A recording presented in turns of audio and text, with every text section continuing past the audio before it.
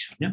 This institute is emerged from an old, previously existing institute, the National Institute for Theoretical Physics. Yeah? And the National Institute for Theoretical Physics started its activities around 2007, 2008, as a consequence of a study commissioned by the South African Institute of Physics, I think around 2004, on the status of physics in South Africa. Yeah? And one of the recommendations of this report was to do something for theoretical physics. Yeah? And as a consequence, NITEP was established in 2008. It was formally launched as the home for theoretical physics in South Africa. Yeah? NITEP had a node structure, yeah, with 3 nodes.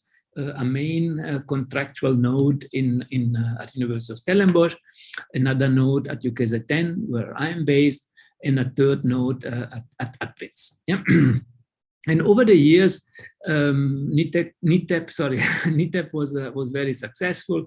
It produced around 800 publications, graduated a couple of hundred masters and PhD students, had a network of roughly 70, 75 associates. And in many rankings of higher education institutions, was always ranked among the top 3 institutes in Africa in the physical sciences. Yeah? And one of the things that NITEX did was, in order to promote theoretical physics, was distribute bursaries. And you see that although NITEX had 3 nodes, the influence was scattered across many universities in South Africa. And here you see how the bursary holders were distributed last year. Yeah, sorry. This is, if in South Africa, demographics always plays a big role. So you see that we are working hard to increase the ratio of female bursary holders. We are not yet there where we would like to be, but getting close. Yeah. Another very important activity, and this is how we attract the new generations of scientists, of physicists to the program, internship programs, and this is a shot of the internship students of last year. The call for this year is out, and the program will start at the end of the semester again. Yeah, so this was another interactivity. With COVID, yeah, we were forced to move all our activities online, and these are activities where everybody can take place. Yeah, and of course, all the activities that NITEP and NITEX now organize are of course free to everybody. Yeah, so just I will share the address of the website just now. So we have a weekly colloquium every Monday at 4 o'clock. We have a monthly, what we call mini school. So it's a series of lectures every Tuesday afternoon devoted to a specific topic. For instance, in this month of November, we have a course on Haskell, yeah, which is one of the modern functional programming languages. Yeah? And we have also lots of colloquium. And you see that if you look at the numbers that we cannot reach now, yeah, it's much more than we could reach before COVID. Yeah? So this is something that we will keep doing in the future as well. Yeah? All our activities are recorded, yeah, like you now. And if you go to our YouTube channel that you find at the bottom of the slide, but just Google NITEX, you find it immediately. You see that we have already reached several thousands of hours of people watching.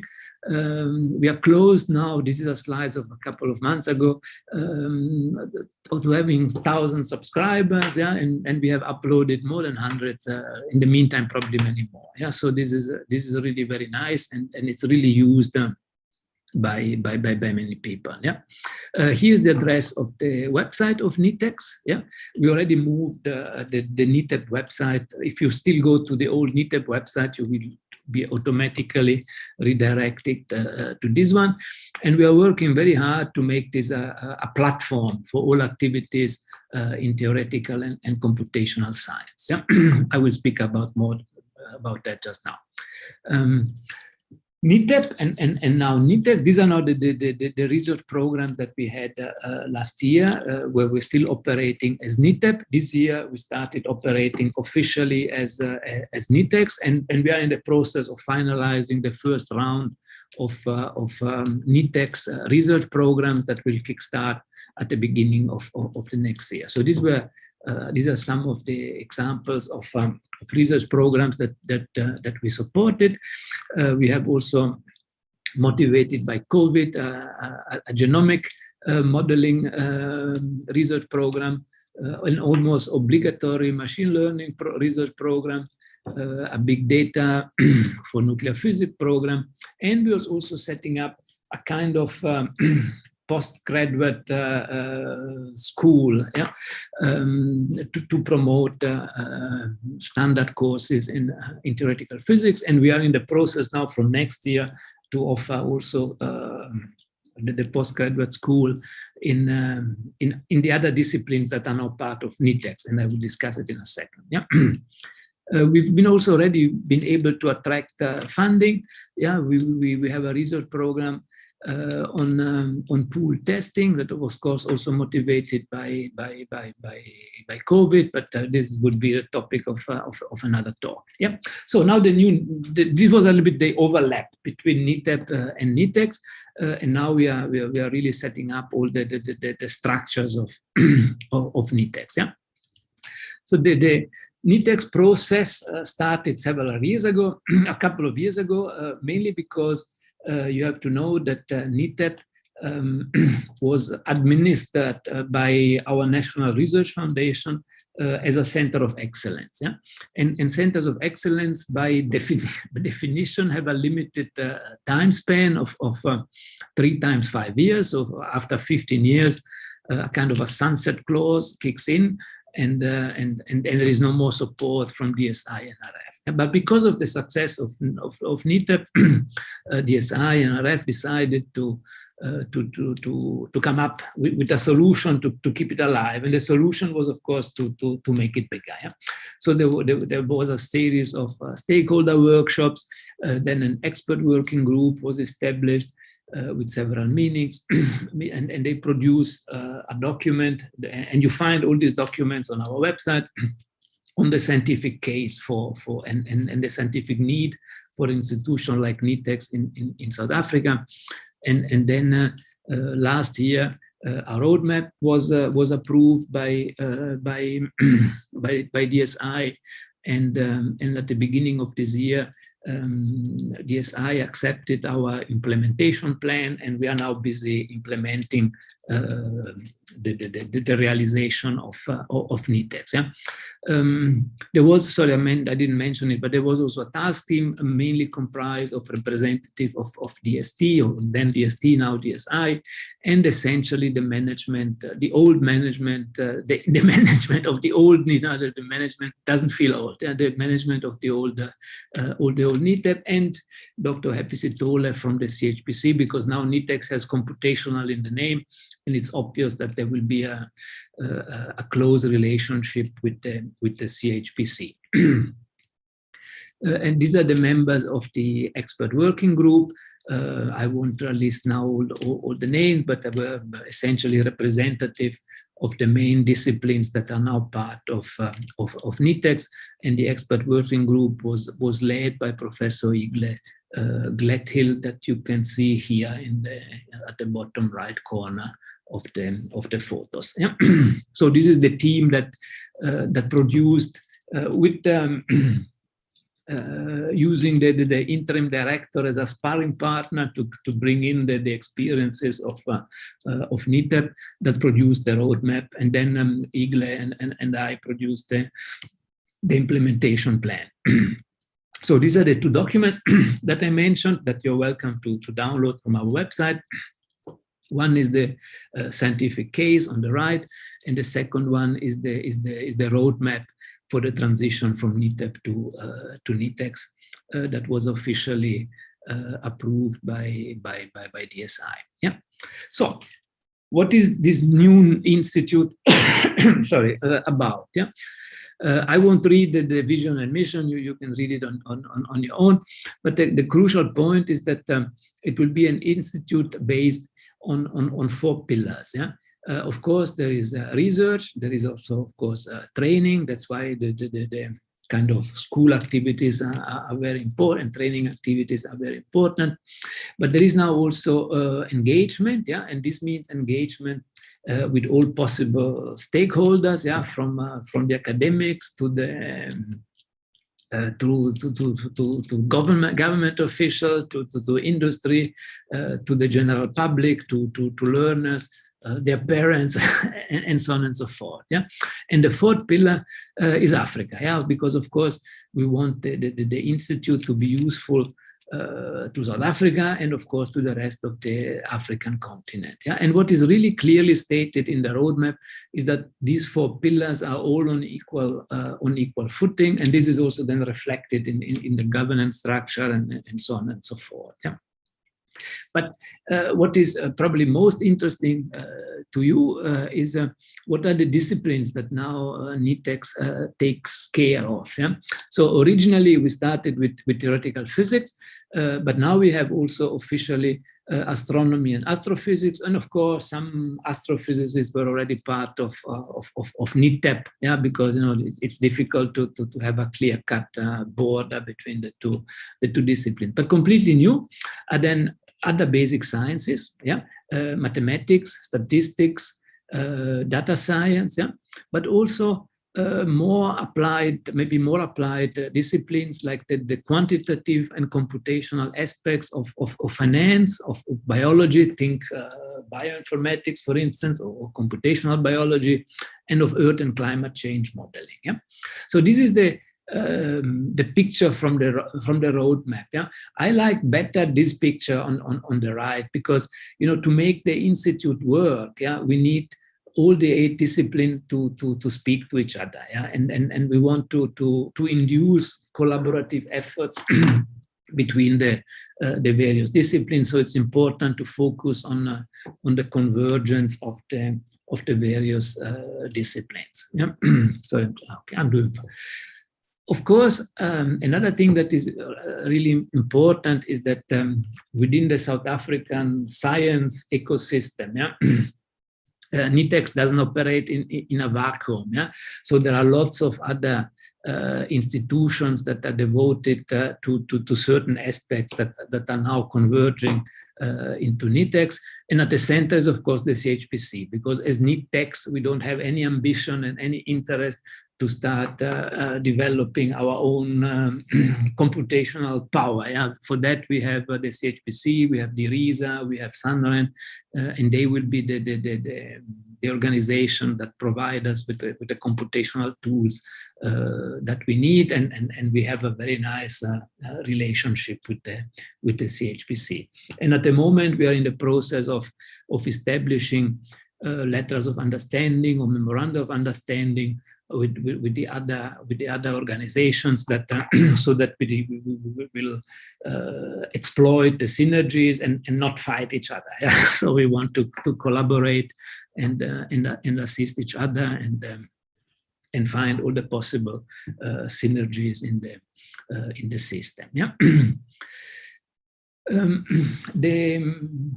The governance structure of, if you're interested, of NITEX is not particularly surprising. Yeah? We have, at the moment, we have an interim steering committee.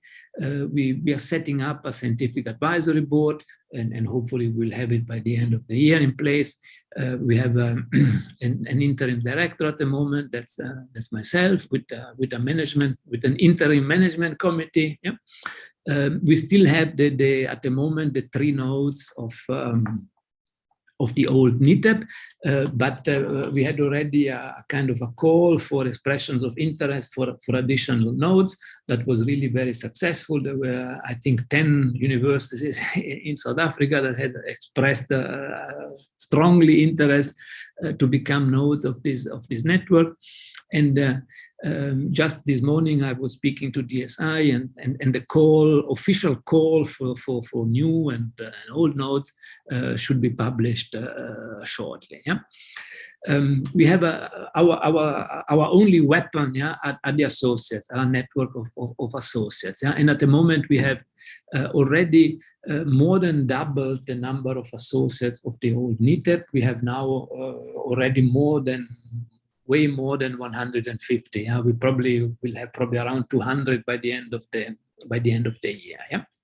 And this element here in the middle, focus areas, this is something that we didn't have with NITEP, yeah, but that will be crucial and critical for the success of NITEX. Yeah, these are really research areas where we want to attack the grand challenges that might have whose solution will have an impact for the whole socioeconomic development of South Africa and Africa. Yeah, and the idea is that in the focus areas, the 8 disciplines come together to attack and solve crucial, important problems that maybe a discipline on its own wouldn't be able to solve. And this, at the moment, we call them research programs, yeah, because all the structures are still interim, but this is what we are working towards. Yeah. Okay, this maybe is a little bit boring and a detail of the governance structure, and you see that here you see again the pillars and so on and so forth. Yeah. Okay, this is not so important. Yeah, this is the implementation. Maybe sorry, I skipped it, but you know, NITEX was essentially born in the middle of the first very hard lockdown in South Africa. Yeah, and we've been running NITEX essentially for our dining rooms from home. So we moved all the activities, management activities and administrative activities of NITEX online. Yeah, so everything is online. Yeah, from our project management tools to our accounting to our document management, everything is online. Yeah, and we will keep it like that because it's way more efficient and from a point of view of the practicality and also from the point of view of the cost. Yeah. So at the moment, you see these are the 4 phases that the implementation plan foresees. And at the moment, we are somewhere here, somewhere in the second foundational phase, and hopefully by the next beginning of the next year, we will start having new nodes and so on and so forth, and until we are then fully established. Yeah? What is really nice is that, you know, part of the implementation plan is here test and learn, yeah? Because this is the concept of this institute is new in the South African environment, and probably fairly new also globally. Yeah? So there are probably many errors that we will make on the way, but we will make sure that decisions that we test are all reversible, so that if something doesn't work, we will quickly switch it back and try something new. Yeah. So these are our milestone. Yeah. At the moment, sorry, I forgot to remove this because now we are back. We are back to this time. Originally, we were asked by DSI to finish the implementation plan by March next year. Yeah? And we had to condense the original implementation plan, but then DSI changed again its mind.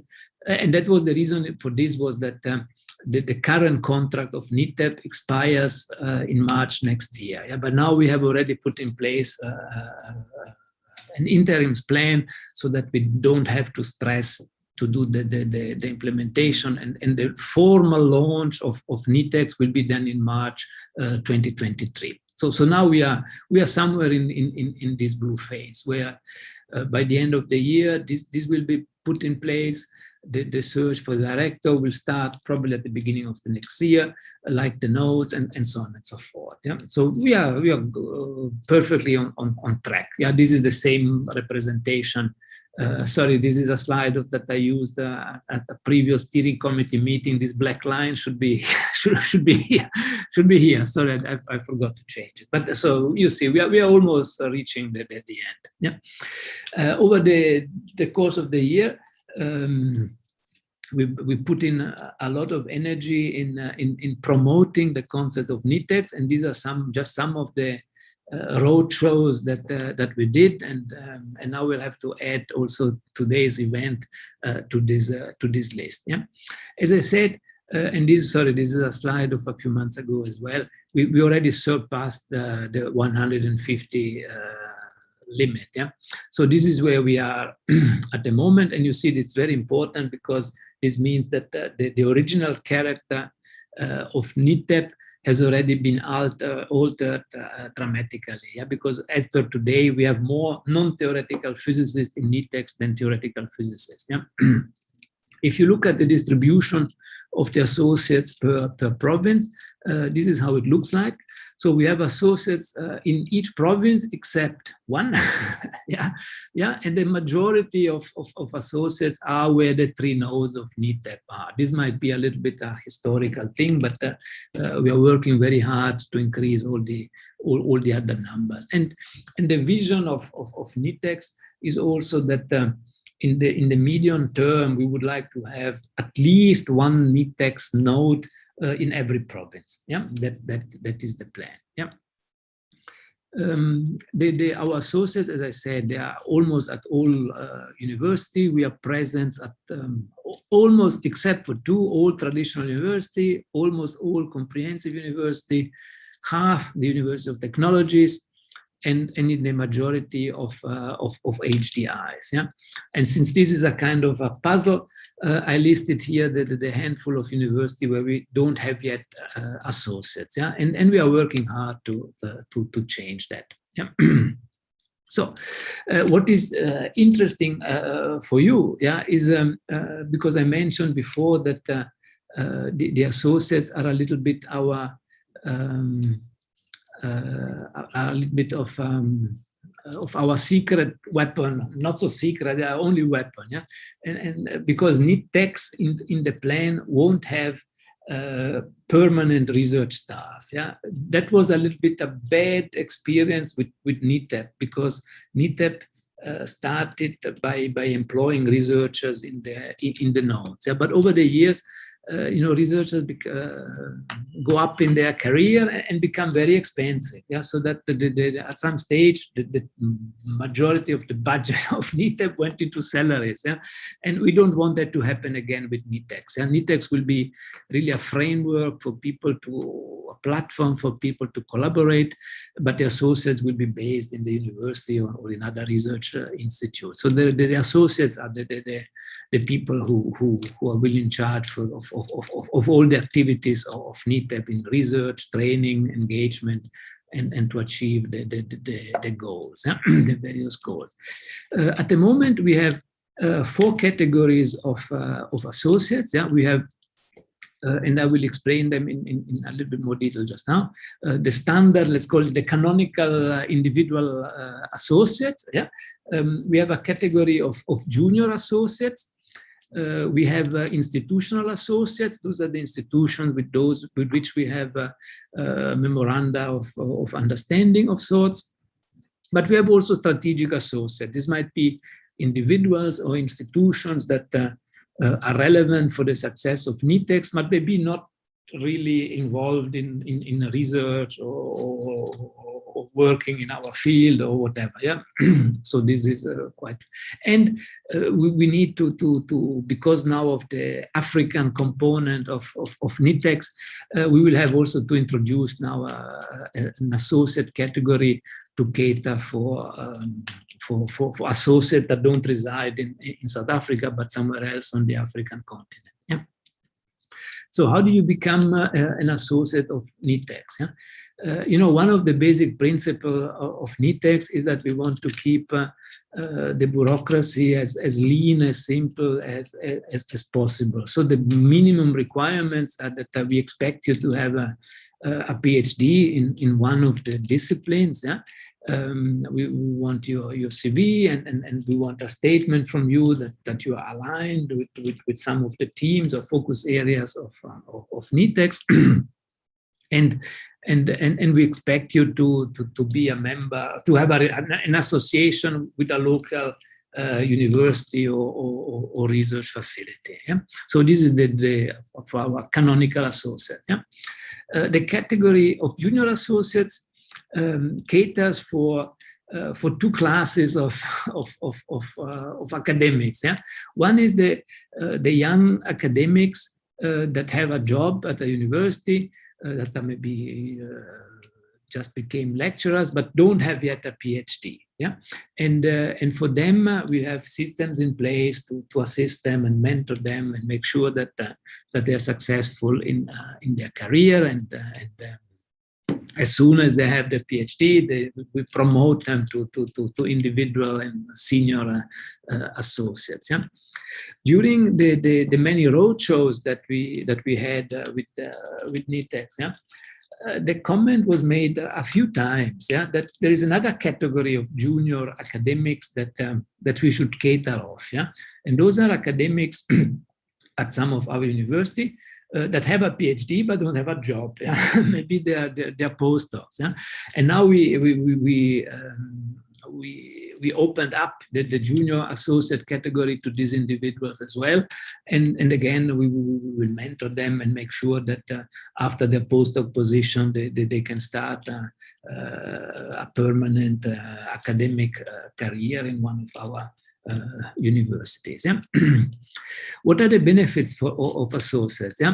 The benefit is, of course, that NITEX as a research institute will do all it can to support your activities. We will help you getting integrated in our research programs, in our focus areas. We have dedicated calls for the associates to organize workshop conference. Maybe it's not so critical at the moment during COVID, but in the past we had many very successful conferences and workshops in schools. We have a bursary programs, and you can become a member of our network of associates. Yeah? Very interesting as well is that we have already an LOU with ICTP, yeah, and we are in the process of developing it into a proper memorandum of understanding to facilitate the exchange of academics and students between South Africa and the International Center for Theoretical Physics in Trieste. And although the ICTP has theoretical physics in its name, yeah, it's very much aligned with the scope of NITEX, because it also has a strong computational component. It has mathematics, statistics, climate change. Essentially all the disciplines of NITEX are supported by the ICTP as well. And in the plan of DSI, it will be now NITEX. NRF had in the past an agreement with ICTP to support our researcher in attending activities there. Yeah? And now that program will be managed by NITEX. Yeah? So that's why the new MOU between South Africa and ICTP is through NITEX. Yeah? So we will manage now ring-fenced funds to allow South Africans to take part in ICTP activities in the future. Yeah? Unfortunately, this year there was not much activity because of COVID and the difficulties in traveling, but hopefully from next year we will be able to reactivate it. We, as NITEX, we have also, of course, we are very proud of our publications. Yeah, and a few months ago we had a first paper that had NITEX in the title, but in the meantime there are many more. Yeah. Okay, this was I don't know if because now I spoke almost half an hour. I don't know if you have questions now regarding NITEX, or if you want me to continue with the quantum technology initiative and we collect questions afterwards.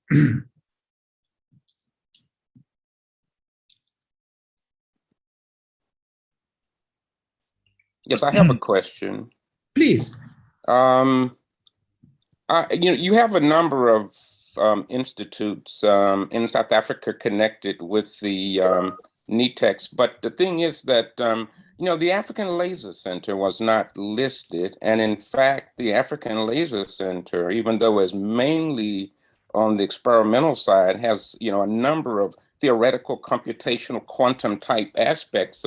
For instance, Andrew Forbes gave an outstanding talk, and I think that the kinds of things he does is a combination of both theoretical and experimental. And even you yourself are a member of the African Laser Center community and you're director. So I would recommend that you consider adding the African Laser Center to the associated organizations. On that slide, somewhere there was the CSIR. So the African Laser Center is based in the CSIR. So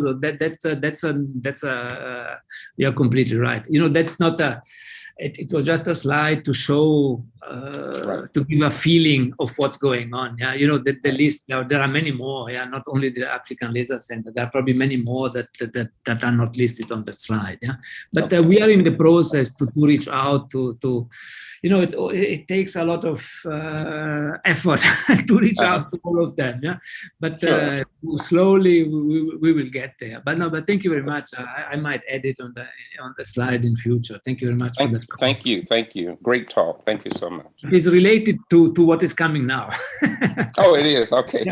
Okay, great. Do you have other questions? Sorry, I see the comments. Thank you, Professor. Please. Okay, good afternoon, and thank you for the interesting talk so far. We do have a couple of questions from the audience. Yes, please. There was a question about arrangements for people from other African countries. So I think it would be nice to have some idea of how people from other African countries can begin to participate in the center, given that Africa is one of the pillars. Yes, that is, that's why I'm very happy that I'm with you today, because we started essentially in April. Yeah, we started with NITEX, because only I think around March, April, the minister signed off NITEX. Yeah, so we're not even a year old, and we're still setting up things. Yeah, and and we had to be a little bit strategic in how we start implementing things. Yeah, and we started, of course, locally. Yeah, because the first step was to transition the NITEP associates to NITEX. Yeah, so that took also, let's say, a month or two. Yeah, and then we opened up. We started recruiting associates from the other disciplines. Yeah. Now, as I said, we have almost 150, more than 150 associates in South Africa. Yeah. So now the next step will be to start reaching out to the rest of Africa. Yeah, and introduce kind of an African associate category. Yeah, and what we think that we will be able to offer them is that the non-South African associates, yeah, that we will integrate them in our research activities, yeah, and or for instance, already now, yeah, all the activities that we do online, they are open to the world. Yeah, so everybody in Africa is welcome to attend, to suggest speakers, to suggest topics. That's what we want to do. Yeah, and the role of the African associates will be to give us access to promote what we do in the rest of Africa. At the moment, with the limited funding that we have, we won't have the freedom to start sharing our funds with the rest of the world. Yeah, but we will have funding to invite African associates to South Africa, and to send South African associates to collaborate with the rest of Africa. Yeah, that's what is on the cards. Yeah, and the network of African associates will help us, reach out to students all over Africa. Yeah? We are just signing an MOU with SA Rao. Yeah, and SA Rao as well. They also have strong linkages in with the rest of Africa, mainly because of SKA and so on and so forth. Yeah, and we are starting to collaborate with them so that we can also use their network to reach out to other African. We have already a few African associates, yeah, scattered here and there, but we need to now start a systematic approach to the rest of Africa. Yeah? But I'm sure that you understand that we started from zero. We need to slowly to build up a little bit of confidence in what we do before we open up to the rest of the world. Yeah? But all our online activities are free for everybody. Yeah? So everybody is welcome to engage with us and to give us feedback and ask us, if there is some topic that is relevant. Please share it with us, and we will do what we can to do something about it. Yeah. I hope that answers more or less your question. Yeah. Francesco. Yeah, please. Thank you so much for this. Hi. Thank you so much for this outstanding and comprehensive eagle view of NITEX. Thank you. I would just to request kindly, if you allow me to do so. Please. There is ICTP EFR in Kigali. I know. Yeah, how you see NITEX and ICTP EFR working together? Yes, that's a brilliant question. And in fact, in our LOU with ICTP, there is one item exactly about that. Yeah, that we will start collaborating with IFR as well. Yeah, so that's part of our agreement with ICTP. Yeah. Thank you. Thank you. Okay. Thank you, Professor. I believe the answer or the response was quite comprehensive. Somebody else wants to know how you would, or how NITEX will cater for experimental physicists. Yeah, there is a very simple answer. It's no, because we are a theoretical and computational institute. Yeah, and one of the things that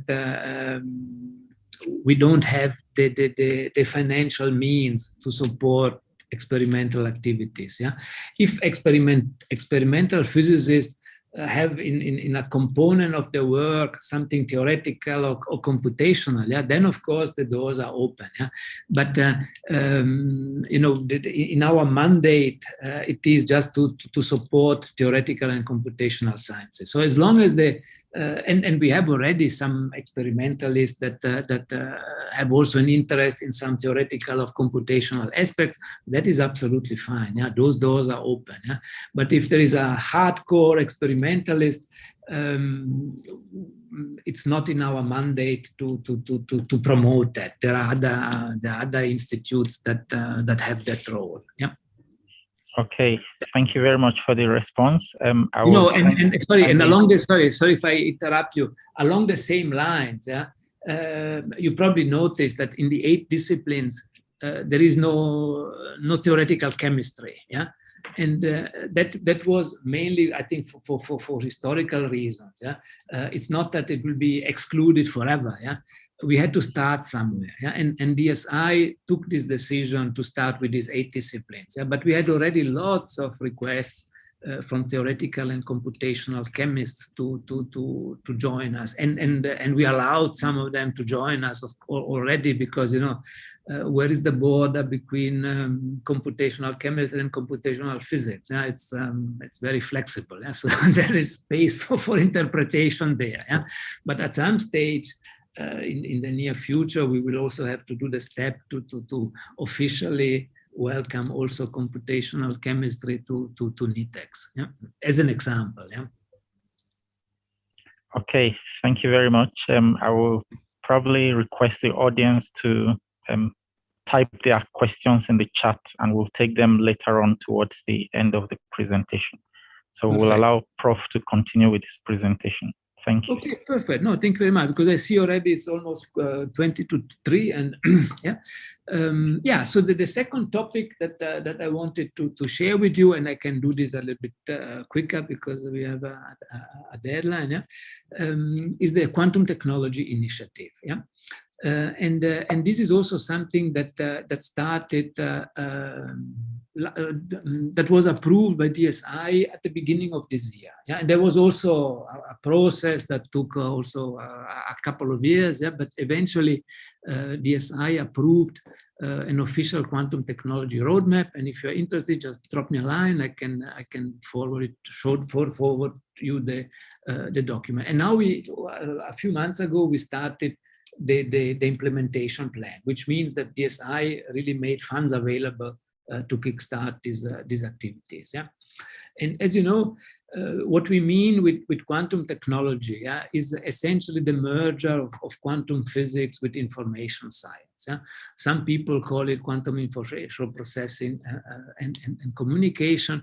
And in our South African context, yeah, we decided to focus on 3 pillars of quantum technology: quantum computing, quantum communication, and quantum metrology. Yeah? Mainly because these are the pillars of what is emerging, yeah, which is the kind of the division of a quantum internet. Yeah, I won't give you now a physics talk. I give you now a bureaucrat's talk. Yeah, so this is the vision, and you know that worldwide there are huge efforts to develop the technology. You know, China invested several billions of dollars just over the last couple of years. They have satellites for quantum communication and so on and so forth. Yeah, IBM is investing billions of dollars. Amazon, Google, you name it. Yeah, and there are hundreds of startups already in this area. Yeah?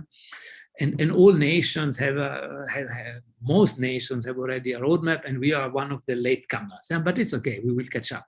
Yeah, and you know, in order to convince DSI that we also need a quantum technology roadmap, yeah, we made it clear to them that over the last 5-10 years, we had several hundreds papers already coming out of South Africa on quantum technology. We've graduated probably by now close to 100 students. Yeah?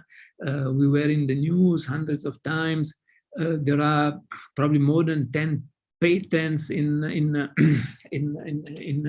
South African patents in quantum technology. Lots of trainings events have been done, and so on and so forth. So there is already we made the case, and you will see in the document there is a bibliometric study of all these things, that there is a critical mass of people working in quantum technology in South Africa that justifies the effort. Yeah, so that what the roadmap wants is to keep building on this critical mass of skills, train more people, create an environment for quantum technology. You know, it's not enough to write 3 papers. Yeah? You need to have a whole ecosystem, from fundamental research to development to funding opportunities to startups to so on, incubators and so on and so forth. Yeah, in order to really fast track a quantum. In some countries, for instance, like Canada and Australia, have been very, very successful in this, and we need to get inspiration from the successful success stories of other countries and try to replicate it. Yeah. So at the moment, this is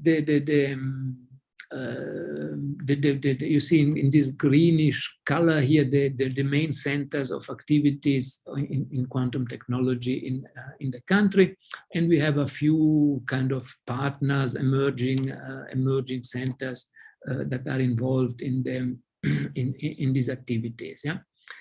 this quantum technology initiative has already kind of is structured as a consortium. Yeah, is a consortium of at the moment, 1, 2, 3, 4, 5 universities. Yeah, hopefully there will be many more in future, and the CHPC, because part of the I should have mentioned it before. A very critical decision that was taken in the quantum technology roadmap is that as South Africa, we don't have at this moment the ambition to build our own quantum computer. Yeah? And the reason is very simple, because if you want to build a quantum computer, you need hundreds of millions of dollars. You can't do it with the resources that we have at the moment, in particular after COVID. The funding comes at a premium. So the role of the CHPC will be to provide us access to quantum computing. Yeah. So in the budget that we receive from BSI, part of the budget is ring-fenced for the CHPC to give us access to quantum computing hardware. Yeah? So this is roughly the structure. Yeah? And here we have a little bit sketched who is doing what in quantum technology at the moment in the country. Yeah? And for instance, thanks to the funding of BSI, as an example, yeah, we have a quantum communications flagship in which we are trying to set up. I'm not trying. We are really working towards that already. Yeah? To set up a ground station to communicate with the Chinese quantum satellite. Yeah? And that requires, of course, a little bit of funding, collaboration with industry, and so on and so forth. But that would be crucial for us to be part of a global quantum internet. Yeah. Okay. We still have 10 minutes. I listed here the main recommendations that were approved by DSI. And maybe I browse quickly through them. Yeah, so what we want to start developing are really honors and master program in quantum technology. We want awareness campaigns. We want to create a critical mass of senior academics, ideally setting up many research areas in the area. This is the governance, as I showed you before. We have flagship programs in which the funding is going. We will have hopefully soon new. I showed you the original centers, but we want to have more. Yeah. We are hoping in discussions with not only with DSI, but also with other departments, to establish something like a quantum technology fund, to support startups. Yeah, we will have to lobby also our politicians and legislators, because quantum technology has also kind of legal implications, and so on and so forth. And of course, public engagement, because we are spending taxpayers' money, so we need to tell the taxpayers what we do with the money. Yeah, and this is, sorry, I went a little bit quickly because I wanted to leave at least 5 minutes for questions. So if you have questions, I'm here to answer them. Thank you. Okay. Thank you very much, Professor. I believe that the talk is very much appreciated, and it's been an eye-opener for us, especially for non-South Africans. Yes, I don't know if there are any. Maybe if I can, while maybe people think about questions, one comment that is important is that, in this South African roadmap for quantum technology, the spirit is the same as with NITEX, that there is a spirit of opening up to collaboration to the rest of Africa, and it would be really great to use the South African roadmap as the starting point for an African roadmap for quantum technology. Yeah. And like all the things, we start locally and we want to make it grow. Yeah. And the spirit is exactly the same. So we are really open to all kinds of collaborations and expansions of these programs. Yeah. Yes. So in addition to what you've said, I would also like to commend the CHPC for also putting Africa on the world stage of computing. I think a few years ago, one of their machines was in the top 500 fastest computers in the world. So I'm hoping they will also chart a similar direction with quantum computing. Yes, so yes. That will be... And we are working closely with the CHPC. Yeah? So in the quantum technology and in NITEX. Yeah? So you see, it's all interlinked because one of the focus areas of NITEX is about quantum computing. Yeah? So it's all, we're really changing a little bit the whole ecosystem. Yeah. Okay. Does anyone have any pressing question they would like to ask right away? Either by chat or feel free to unmute your microphone. I saw in the chat, someone wanted to ask the link to the open resources. I don't have it here, but if you look at my email address, just do www.nitex.sc.za, that's the website, and everything is there. Yeah, and on the main page of the website, you can subscribe to our mailing list, and then we will send you all the announcements of all the talks, all the webinars, all the schools, all the opportunities that there are. Yeah, so it's very simple. Okay. Just go to the website, subscribe for the mailing list, and we will send you automatically everything that we do and all the opportunities that they are. Yeah, from NITEX and also from if we are aware of other opportunities, we share that as well with all our mailing list. Quick question here. Yes, please, go on. This is Professor Kuma from Lehigh University. Thank you so much for kind of great expository on what is going on in Motherland. So I know you talked about some collaboration beyond South Africa. What are the modalities for collaboration with say centers outside outside South Africa and Africa in general, for example, in the US and things like that? Also, I know you talked about the center being solely focused on computational and theoretical.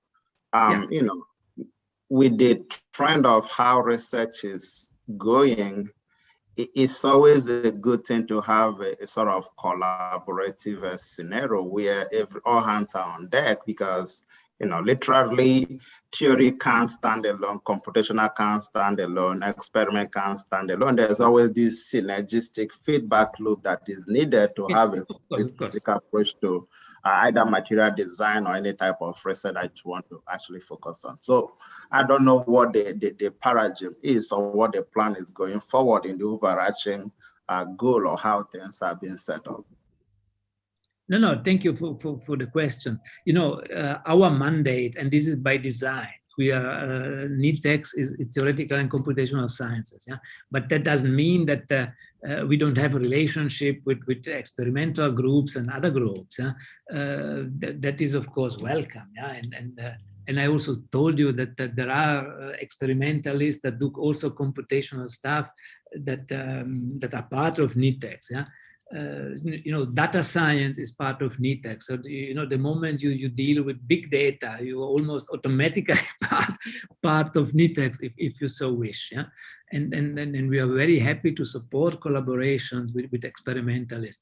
What we don't have are the means to assist experimentalists buying new equipment. Yeah? That we don't have. Yeah? But that is by design. Yeah, so that will not change in the foreseeable future. But we will have, we had always calls for mobility. Yeah, not this year because of COVID. Traveling was a little bit challenging, but there is no problem in supporting funds for a theoretical person to go and visit an experimentalist and do something together. Yeah, that's perfect. That we support 100%. Yeah, and the other way around. Yeah, it's just not in our the point is that, and this is a very crucial point. Yeah, the NITEX is not a funding agency. Yeah, we are a research institute. Yeah. And our research mandate is theoretical and computational sciences. Yeah, we can't be everything to everybody. Yeah, but of course we are open to collaborate with everything and everybody. Yeah, but it's not in our mandate to. That's why in our research programs I have to disappoint some of my colleagues and associates that say, we would like to buy this machine and that machine to do this and do that. That's not in our mandate. If the associates don't have enough computational resources, then they need to go to the CHPC, because the CHPC is there to provide the computational resources. Yeah? We will provide a laptop to our PhD students, yeah, but we won't provide expensive GPU machines or clusters or things like that. We don't have the funding for that, and it's not our mandate, because the moment you need serious number crunches or serious data depositories, there's the CHPC, there is the RISA, there are other institutions that do that. Yeah, but that is by design. Yeah. So I hope that answers more or less your question. Yes, thank you. Pleasure. Okay, thank you. I believe we have 30 seconds for one more question. Yeah, one quick more question, because at 3, I need to take part in a defense of a PhD thesis. Okay. Yeah, but if you have questions, you're welcome. Yeah, otherwise, you see my email address there. You're welcome to email me or visit our website, and we are very happy to keep the discussion going. Yeah. Okay, I believe on behalf of the audience and everyone, I should offer a big thank to Professor Francesco Petruccioni, as well as a big thanks to the audience for participating. We look forward to seeing a lot more development from NITEX in the future.